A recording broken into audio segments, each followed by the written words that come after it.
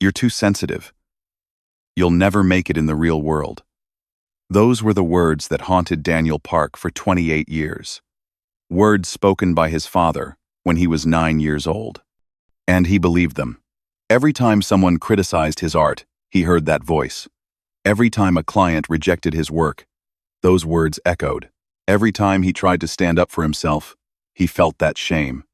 He was a grown man, successful on paper, but emotionally, he was still that 9-year-old boy desperately seeking his father's approval. Until the day, everything changed. But first, I need to tell you about a 700-year-old Japanese system. Because without this system, Daniel's story would just be a story. It wouldn't change anything for you. The Japanese call this system Tanren, repeated hammering. The process of turning soft iron into steel. But what does this have to do with human emotions? Everything. Because your emotional pain, your criticisms, your rejections, they're all raw materials. And most people hide this raw material. They want to bury it, try to forget it. But some people do something else. They turn it into steel. Today, I'm going to show you exactly how to do this. But I need to warn you, this process hurts. Because to become steel, you first need to be hammered in fire. Again, again, and again. Are you ready? Then let's begin. But first, don't forget to subscribe to the channel, hit the like button below, and tell me in the comments which criticism affects you the most. This helps me a lot and shows you're genuinely interested in changing. Let's go. To tell Daniel's story, I first need to tell you about 9-year-old Daniel, because everything started that day. Daniel had brought a painting to the school exhibition. A man walking on the beach. Sunset. Birds. For a 9-year-old kid, it was actually pretty good. His teacher had praised it. His friends had liked it. But his father had come to the exhibition opening. His father examined the painting for 10 seconds. 10 seconds. Then, he turned to Daniel and said this sentence, "It's very amateurish. Not something to be taken seriously." Daniel had tried to hold back his tears in that moment. He couldn't cry in front of the other kids. When they got home, he went to his room, tore up the painting and threw it in the trash. But what he really threw away wasn't the painting. It was his self-belief. That day he learned something. Being good isn't enough. If his father doesn't approve, nothing is enough. And that day, the invisible prison began to be built. Stone by stone, word by word. Now let me tell you about 8-year-old Daniel. Daniel was a professional illustrator. He made good money. People genuinely admired his work. He had 45,000 followers on social media. But inside, he was dying. Why? Because every morning when he woke up, the first thing he did was check the comments. And in every comment, he heard his father's voice. If someone said, "Isn't this drawing a bit simple?" Daniel's entire day would be ruined. If a client said, "I think it would be better if we tried a different direction," Daniel would sit for hours thinking, "I'm not good enough." Worst of all, even when he was successful, he couldn't be happy. Because a voice kept whispering, "This is a fluke. You can't do it again." Eventually, everyone will see how inadequate you really are. His friend, Maya, had noticed the situation. One day she asked him, "Daniel, why are you always so tense? Your work is going well. People like you. What's missing?" Daniel couldn't answer. Because nothing was missing. Something was extra. Invisible chains. Chains woven from other people's words. The turning point came on a Saturday morning. Daniel was opening an exhibition. An exhibition he'd prepared for 6 months. 25 original works. His heart, his soul, everything was there. 200 people came to the opening. People examined his work, took photos, congratulated him, and his father was there too. Daniel hadn't invited him. His mother had invited him. She thought, maybe this time he'll be proud. His father walked around the exhibition for an hour without saying anything. Daniel watched him from a distance. His heart raced with each step. Maybe this time, he'll like it. Maybe this time, he'll look at me with pride. When the exhibition ended, his father approached Daniel. Daniel held his breath. His father took a deep breath and said, "Are you really doing this as a profession? I mean, are you making money from this?" The tone. Mocking. Full of disappointment. Judgmental. Daniel couldn't answer. His throat was in knots. His father continued, "Daniel, you're 28 years old. You're still painting like a child. When are you going to start a real job?" And then he turned and left. Daniel stood there frozen. 200 people had congratulated him, but the one person who mattered had been disappointed again. That night when he got home, he tore up the exhibition poster. He cried, and he came to a decision. Maybe my father is right. Maybe I really am inadequate. The next day, Maya called him out for coffee. Daniel didn't want to go, but Maya insisted. When they sat down at the cafe, Maya went straight to the point. "What happened last night? You didn't answer my messages after the exhibition." Daniel shrugged. "Nothing. I'm just tired." "Daniel." Maya's voice was firm. "We've been friends for 28 years. Don't lie to me. Did your father say something again?" Daniel looked up. His eyes were filled with tears. "Maya, he's right. No matter what I do, I'm never good enough. Maybe I really am painting like a child. Maybe I should have a real job." Maya slammed her fist on the table. People in the cafe turned to look. "Enough, Daniel. Enough. How many years have you been waiting for this man's approval? How many years have you been listening to his voice? He's drowning out your voice. Daniel, your voice." Daniel began to cry silently. In the middle of the cafe, Maya softened. She put her hand on Daniel's hand. "Daniel, I'm going to ask you something, and I want an honest answer. If your father died today, and tomorrow a miracle happened, and he said, 'Daniel, you're an amazing artist. I'm proud of you,' would that make you happy?" Daniel thought, "Yes, of course. But what if he said that, and the next day said again, 'Actually, you're not good enough?' Then approved again? Then criticized again? What if this cycle never ended?" Daniel couldn't answer. Maya continued, "Because, don't you see? This isn't his problem anymore. It's yours. That man has been criticizing you for 20 years. And you've been agreeing with him for 20 years. So, who taught you to criticize? Him. Now you're doing his job." Daniel understood something in that moment. Maya was right. His father had been criticizing him for 20 years. But for the last 10 years, Daniel had been criticizing himself every day. Even when his father wasn't there every day, the voice in his head was there every day. "So, what should I do?" Daniel asked. Maya took out her phone. She searched for something, then turned the screen to Daniel. "Known.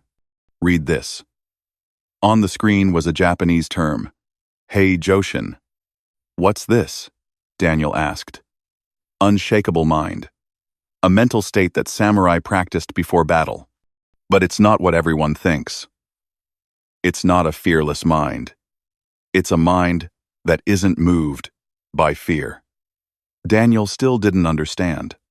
Maya continued, "Daniel, you're afraid of your father's criticism. You're afraid of people's judgment. You're afraid of rejection. And these fears control your every move. When you do something, you think, will he like it? Will he criticize it? So fear is running you." "Yes," Daniel said. "I always feel that way." "But what if the fear was still there but couldn't run you?" Daniel frowned. "What do you mean?" Maya held up her cup. This cup is here. I can see it. It's heavy. It's hot. But it can't move me. Because unless I hold it, it can't control me. Understand? Fear is the same way. It'll be there. But if you stop holding it, it can't move you.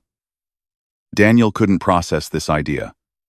So, how do I let go? I'll teach you. But first, you need to decide something. Do you really want to change? Because this won't be easy. It'll hurt. It'll hurt much more than your father. But this time, you'll choose the pain. Daniel took a deep breath. I'm ready to try everything. Okay. Then tonight, you're going to write your biggest fear to me. Which situation scares you the most? Which criticism affects you the most? What are you most afraid of happening? Daniel went home. He opened his notebook and wrote, What I'm most afraid of is people seeing that I'm not good, realizing I'm a fraud, and them being right. When he sent the message to Maya, the reply came within 3 seconds. Perfect. Tomorrow morning at 6, we're meeting. We're starting to cause pain. The next morning at 6, Maya had brought a notebook and pen to their meeting place. Today we're building the first layer of armor, she said. How? Criticism training.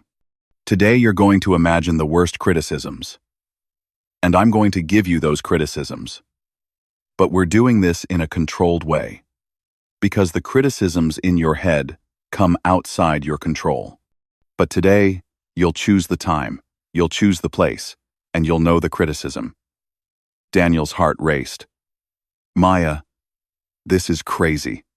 Why would I want someone to deliberately criticize me? Maya smiled. Because right now, criticisms control you. When they come, you panic. But what if you were ready when criticism came? What if when criticism came you said, Oh, this. I've heard this before. I survived? Daniel started to understand. It's like an immune system. You get a vaccine against disease, a weakened form of the disease. So when the real disease comes, your body is ready. Exactly, Maya said. Now, we're writing in the notebook. The 7 criticisms that affect you most. Daniel thought, and wrote, Your work looks amateurish.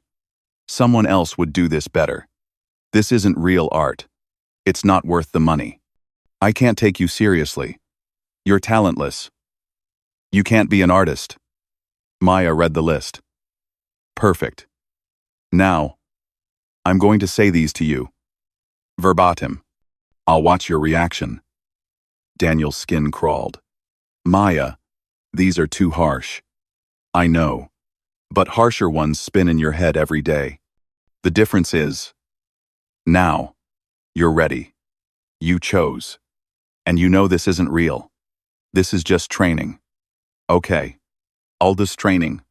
Lime, Daniel said. His voice was shaking.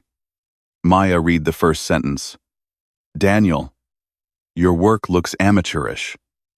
Daniel's chest tightened. He had trouble breathing. Maya stopped. What do you feel now? Weight in my chest. My throat is in a knot. My hands are sweating. Good. Now just watch. Don't try to chase away that feeling. Just let it be there. Name it. Say, there's weight in my chest. Daniel tried. There's weight in my chest. Good. Now we continue. Someone else would do this better. The same feeling again. But this time a bit weaker.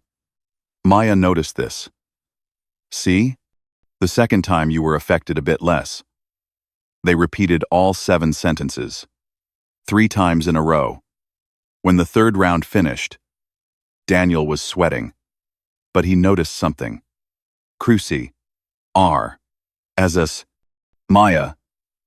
The sentences are the same, but they don't hurt as much anymore. Because your brain learned something. It heard these sentences and survived. Your mind is now collecting evidence. We heard this. We didn't die. So it's not fatal. Daniel smiled. For the first time. Does this really work? We'll see next week, because now it's time to try it in real life. The next day, Maya gave Daniel a week-long plan. The programmed criticism system. This week, you're going to deliberately collect criticism, but you'll control it. You'll choose who, when, how. Daniel's eyes widened. What? Why would I want someone to criticize me? Because right now criticism is hunting you. You're running. But what if you were the hunter? What if you invited criticism?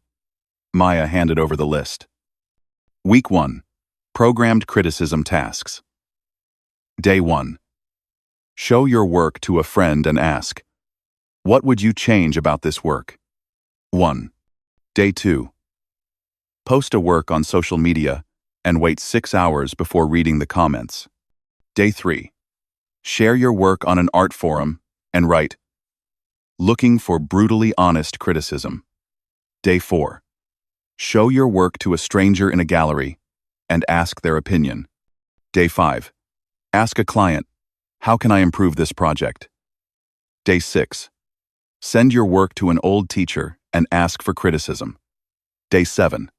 Meet with Maya and tell her about your week. Daniel looked at the paper. His stomach turned. Maya, this is too much. It's not. This is below normal. Right now, you're so afraid of being criticized that you never get it. But every successful artist gets criticism every day. And it doesn't break them. Because they have immunity. You don't. Daniel took a deep breath. Okay. I'll try. Don't. Don't pra. Don't pra. Day 1 came. Daniel called his friend Karem. Karem, I want to show you my new work. But be honest. What would you change? Karem examined the work. The color palette is a bit dull. And the composition in that corner is unbalanced. Daniel's first instinct was to defend. But I did this intentionally because... He stopped. He breathed. He remembered Maya's words. Just listen. Don't defend. Just listen. I understand. Thanks, Karem. He hung up the phone. His chest was tight, but he hadn't died. I heard this. And I survived. Day 2. He posted a work on social media. He put his phone in his bag. He waited 6 hours. Those 6 hours were torture. He wanted to check his phone over and over. I wonder what they said? I wonder if they liked it? I wonder if there's a bad comment? But it was Maya's rule. 6 hours. No checking. Finally, 6 hours passed. He opened it. 47 likes. 12 comments. Most were positive. But one said, seems a bit simple. Less than I expected. Daniel's heart raced. But he waited. He breathed. And he wrote.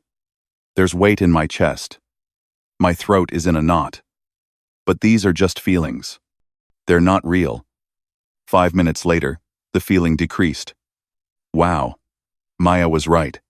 Day 3. He posted his work on an art forum. Title: Looking for brutally honest criticism. Within 2 hours, 15 comments came. Some were constructive. Some were merciless. One said, "This composition is garbage. You need to start over." Daniel closed the screen. He was sweating, but he noticed something. He was sweating, but he wasn't collapsing. He called Maya. "Maya, someone called my work garbage. And I'm still alive." Maya laughed. That's it, Daniel. The first armor layer is set. Day 7. When he met with Maya, Daniel was different. Maya, something incredible happened. Yesterday, a client rejected the project. Completely. He said, "This isn't what I want." And I just said, "I understand. How can we change it?" I didn't collapse. Maya smiled. Because now criticism doesn't surprise you. You're ready. You trained. The first layer is in place. So what's the second layer? The second layer is much harder. Because this time, you're going to criticize yourself. And that voice is much more dangerous than your father's voice. The next day, Maya gave Daniel a new notebook. This week, you're going to write every critical thought in your head, but you're going to do it in a special way. She divided the page in two. This, left side, critical voice. Right side, reality. You'll write whatever the voice in your head says. Then, on the right side, you'll write the reality. Daniel didn't understand. Let me give you an example, Maya said. Let's say a voice went through your head. This work is terrible. Nobody will like it. You write that on the left side. What do you write on the right side? No. Daniel thought, I don't know. Maybe, this work is good? No. Because that's also judgment. On the right side, you write the reality. I finished this work today. Some people will like it. Some won't. This is an opinion, not reality. Daniel nodded. So I'm separating my emotions from facts. Exactly. Because right now, your biggest enemy is the voice in your own head. And that voice is imitating your father's voice. But it's not real. The first day, Daniel got up in the morning. Immediately, a voice in his head. You won't be able to do anything today. You're talentless. He opened the notebook. On the left side, he wrote, You won't be able to do anything today. You're talentless. On the right side, he wrote, This is a thought. There's no evidence. I've finished many works before. I can do it today too. Something strange happened. The voice was still there, but its power had decreased. The third day, Daniel was in a meeting with a client. The client didn't like the project. This work didn't turn out exactly as I wanted. The voice inside, Daniel immediately exploded. See? You failed again.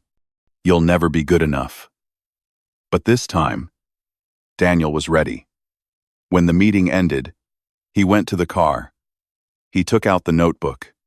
Left side. You'll never be good enough. Right side. One client didn't like my work today. This happens to every artist. This doesn't mean I'm inadequate. It just means I'm not suitable for this client. And again, the voice decreased. The fifth day. A message came from Maya. Today we're doing something hard. Call your father. Daniel froze. What? Why? Why? Because your father's voice is now living in your head. You'll never defeat that voice without talking to your real father. Maya, I'm not ready. You'll never be ready. But you'll do it. Because this is the final stage of training. Daniel was covered in sweat. He picked up his phone. He dialed his father's number. 3 rings. 4 rings. It was answered. Daniel? Hello, Dad. Silence. What happened? Is there a problem? Daniel breathed. Like Maya taught him. No, Dad. I just wanted to talk. How are you? I'm fine. How are you? Are you still doing that painting thing? The tone. That tone again. Daniel's chest tightened. But this time, he did something different. He silently opened his notebook. On the left side, he wrote, He's belittling me again. I'm not enough. On the right side, he wrote, My father doesn't understand my work. This isn't my problem. It's his perspective.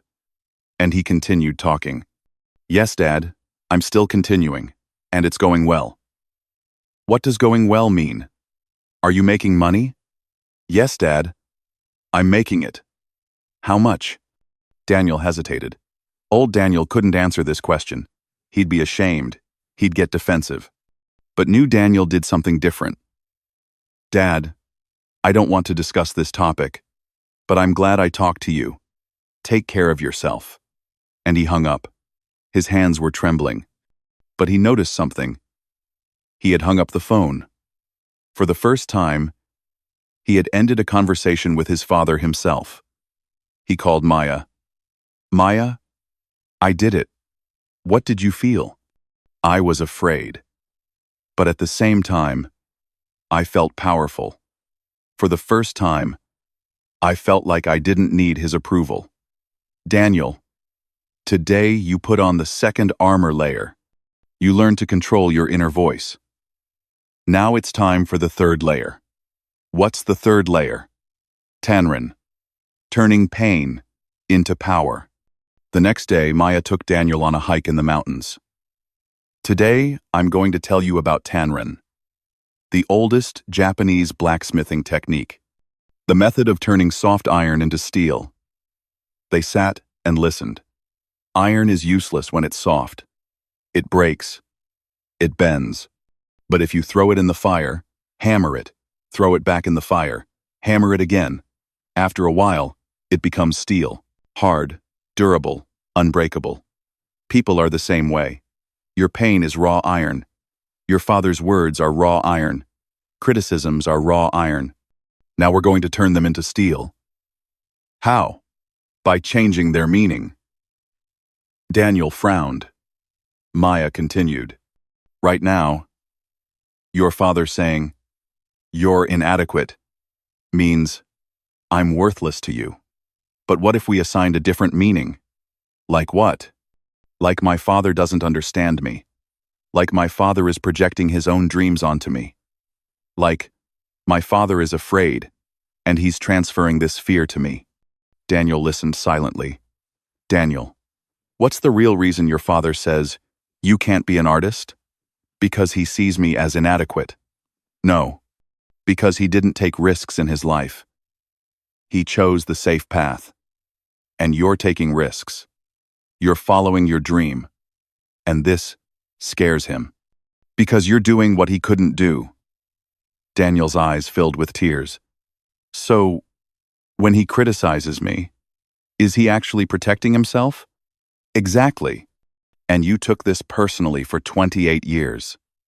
But this was never about you. It was about him. For the first time, Daniel saw his father differently. Not as a judging judge. As a frightened person. Now, what we're going to do is this, Maya said. You're going to write all your painful memories, and under each one, you're going to write a new meaning. Memory 1, the exhibition, at age 9. It's very amateurish. Old meaning. I'm inadequate. New meaning.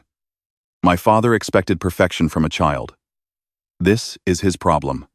I was 9 years old and I did my best. Memory 2. At age 15. You can't make money from this. Old meaning. My dreams are ridiculous. New meaning. My father is afraid of taking risks. He's trying to show me the safe path. But the safe path isn't my path. Memory 3. At age 28. Last exhibition. When are you going to start a real job? Old meaning. I'm still a failure. New meaning. My father is so trapped in his own system that he can't see my success. This is his blindness. Not my failure. As he rewrote each memory, Daniel felt something, lightness. Maya. It's like these memories don't belong to me anymore. Because they don't anymore. You changed their meaning. You hammered them. You turned them into steel. Now these are part of your armor. Week 12 arrived and Daniel was completely different. He didn't panic anymore when reading comments. He didn't collapse when hearing criticism. He didn't tense up when his father called.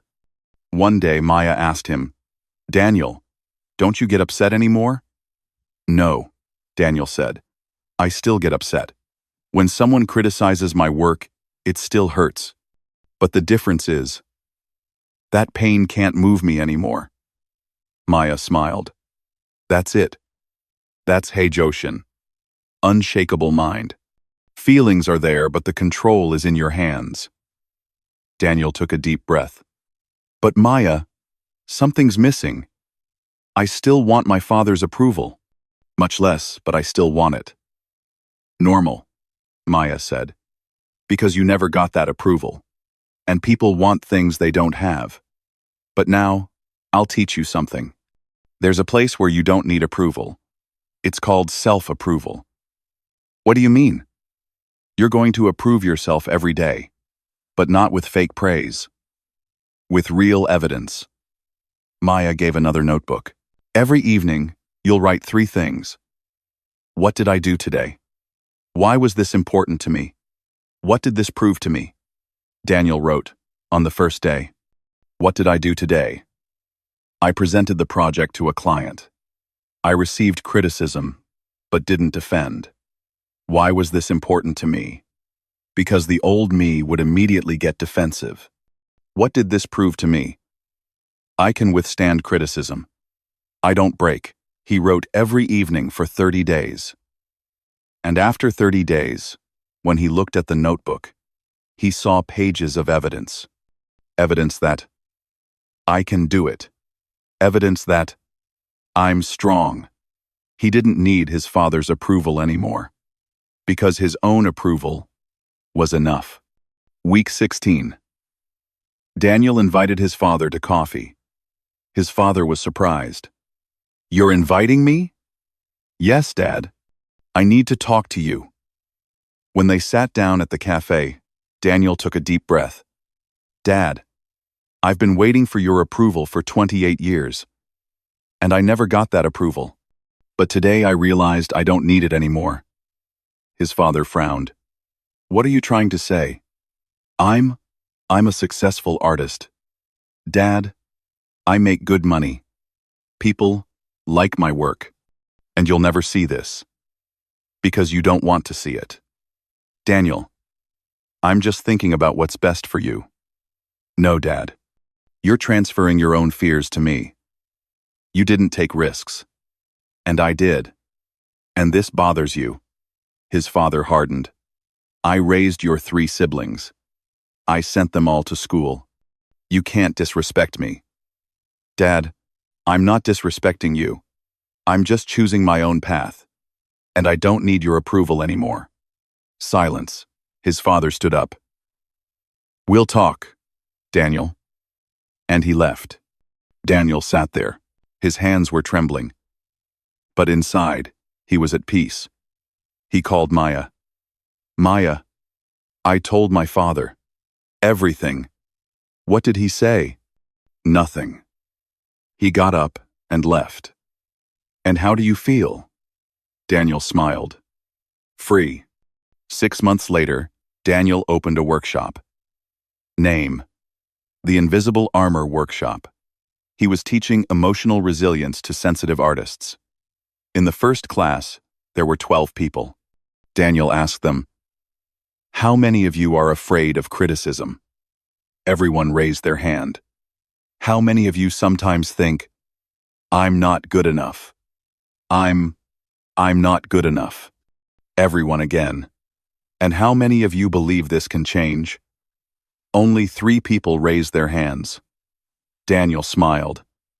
Today I'm going to prove something to you. Emotional resilience isn't innate. It's built. Layer by layer. Pain by pain. Fall by fall. And he taught them the entire system. Programmed criticisms. Invite criticism instead of waiting for it. Inner voice separation. Separate thought from reality. Meaning. Change. Tanren. Turn pain into power. Self-approval system. Collect your own evidence. Heijōshin. Don't let your feelings move you. At the end of the workshop, a participant asked, Daniel, so now are you never affected by criticism? No, Daniel said. I'm still affected. But the difference is, criticism doesn't break me anymore. Because I expect those criticisms now. I'm ready for them. And when they come, they're just a signal. I say, oh, this must be important. That's why I'm affected. So how are things with your father now? Daniel paused. My father still doesn't understand me. He still criticizes. But the difference is, I don't need his approval anymore. He's my father. I love him. But I don't let his opinions define my identity anymore. But there's something here that hasn't been told. Daniel's transformation wasn't easy. It never was. Over 16 weeks, he cried 47 times. He said, I can't do this anymore 12 times. He wanted to quit the system 8 times. He couldn't sleep 23 nights. But every time, Maya reminded him of the same thing. Daniel, becoming steel hurts, but staying soft iron hurts more. Because that breaks for a lifetime. And Daniel continued. Today, Daniel is 32 years old. A successful artist. Happy. Peaceful. Last week his father called. Daniel, I saw one of your works. On the internet. I really liked it. Something jumped inside Daniel. Really, Dad? Yes. Really. Old Daniel had waited 28 years for this moment. New Daniel just smiled. Thank you, Dad. And hung up. Because he didn't need that approval anymore. It was nice, but not necessary. And that was true freedom. Now I'm going to tell you the complete system that Daniel learned. Because you can apply this too. The invisible armor system. M. 5 layers. Layer 1. Criticism. Immunity. What? Controlled exposure to criticism. How? Write the 7 criticisms you fear most. Ask a friend to say these criticisms to you.